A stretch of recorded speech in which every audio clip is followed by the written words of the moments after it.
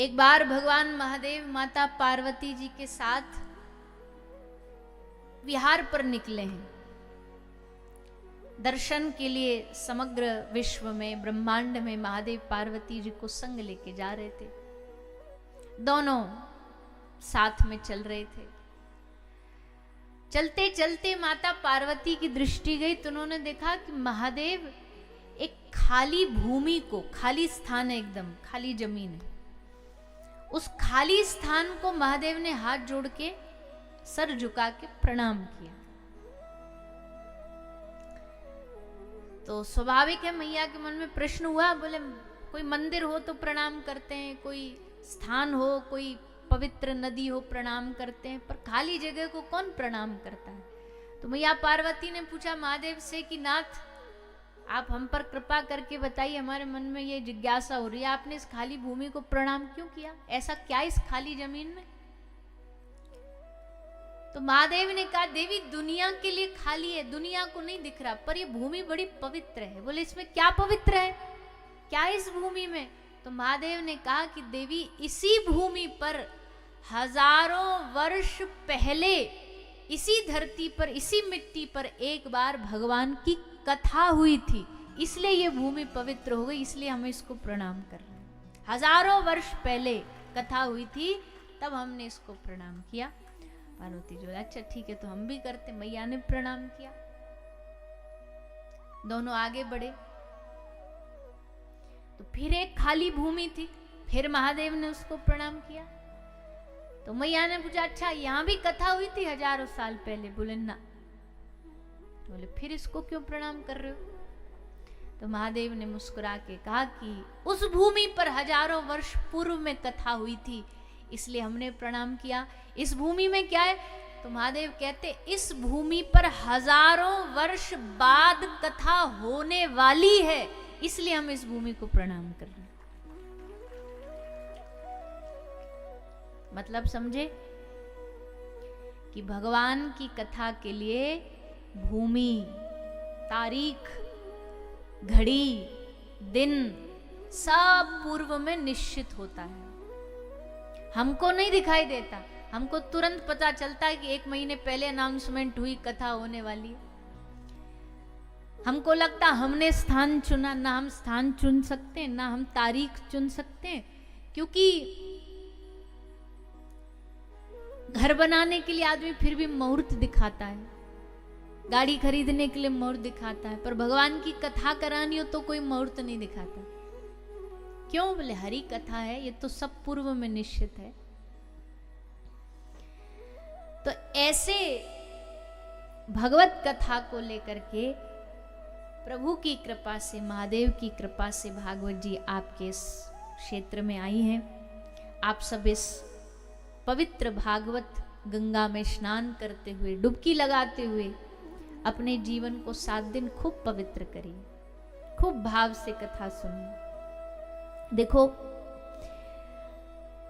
आज का समय ऐसा है कि हमारे जीवन की प्राथमिकताओं में सारी चीजें हैं। अध्यात्म सबसे पीछे, भक्ति भजन सबसे पीछे। प्राथमिकताओं में क्या, पैसा कमाना है, नौकरी करनी है, ब्याह करना है, बाल बच्चे करने हैं, घूमने जाना है, बढ़िया बढ़िया खाना है, कई घंटे सोना है। ये सब क्या हमारे जीवन की प्राथमिकताओं में, जरूरी कामों में से ये जरूरी काम है, ये रोज करने। आध्यात्मिकता भजन की जब बात आती है, कोई कह रहा कथा सुनने चलो, कोई कह रहा माला कर लो, कोई कह रहा भजन कर लो, तो हम क्या बोलते हैं, अरे ये कोई उम्र है भजन करने की। तो भैया फिर उम्र कब है भजन करने की, सत्संग सुनने की उम्र कब है। अच्छा चलो आप बताओ, सत्संग कब सुनना चाहिए। हिंदी समझ आती है ना सबको कि मराठी में बोलना पड़ेगा।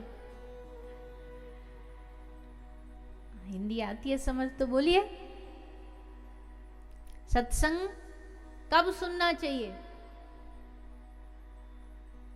वृद्धावस्था में, बुढ़ापे में, फिर बोले भैया, जब जिस घड़ी जिस दिन भगवान कृपा कर दें और तुम्हें कानों में खबर मिल जाए, सूचना मिल जाए कि आपके क्षेत्र में, आपके गांव में कथा होने वाली है, उसी घड़ी सब काम वहीं स्थगित करो, रोको और सबसे पहले भगवान की कथा सुनने जाओ। सब प्रथम भगवान की कथा को श्रवण करो, भगवान की लीलाओं को सुनो। अब सुखदेव जी की कथा आई भागवत के महात्म्य में, सुखदेव जी के प्रागट्य की कथा। सुखदेव जी प्रकट हुए, धरती पर आए, प्रभु की कृपा से महादेव के मुख से कथा सुनी, फिर व्यास जी के परिवार में उनकी धर्म पत्नी उनके गर्भ में गए। 12 वर्ष तक गर्भ से बाहर नहीं निकले, 12 वर्ष तक पेट में ही छुपे बैठे रहे। व्यास जी ने पूछा कि हे पुत्र, तुम बाहर क्यों नहीं आते? सुखदेव जी ने कहा, पिताजी हमको पता बाहर आएंगे, माया मुंह खोले खड़ी है, कब पकड़ लेगी हमको पता नहीं लगेगा, इसलिए हम घर में ही चुपचाप बैठे, यहीं बैठ के भजन करना चाहते हैं, हम बाहर नहीं आएंगे। सिद्ध महापुरुषों के पास शक्ति होती है ना, जन्म और मृत्यु उनके अपने वश में हो जाता है। कई महापुरुष होते हैं, बता देते हम फलाने फलाने दिन इतनी तारीख इतने बजे प्राण छोड़ेंगे, अपनी उस भक्ति के प्रताप से। तो सुखदेव जी ने कहा हम जन्म नहीं लेंगे, हम यहीं बैठ के भजन करेंगे। व्यास जी ने कहा, पुत्र तुम्हारा तो भाव बढ़िया, पर तुम्हारी वजह से तुम्हारी माता को कितना कष्ट होगा सोचा,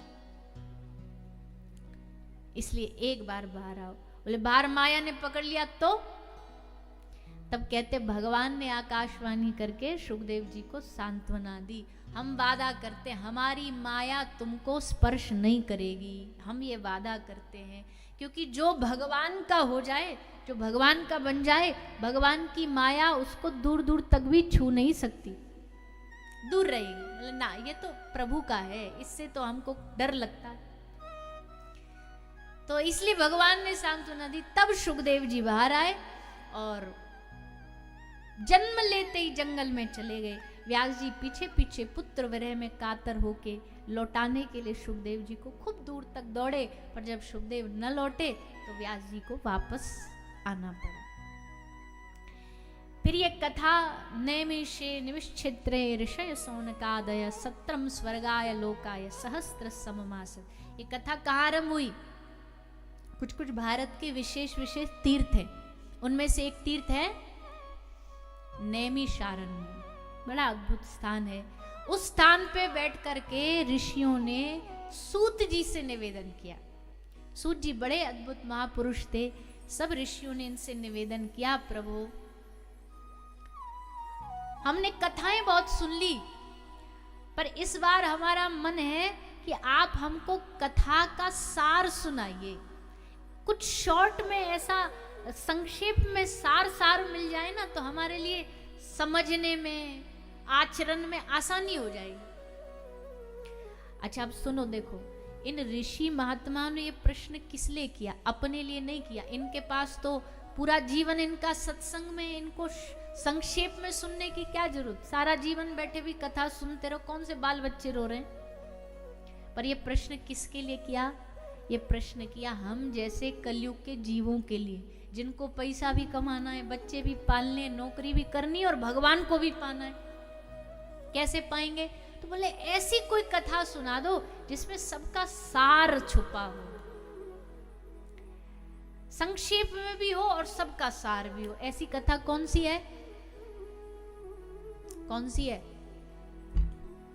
बोलिए ना जोर से, क्या सुनने आए हो यहां? श्रीमद् भागवत महापुराण।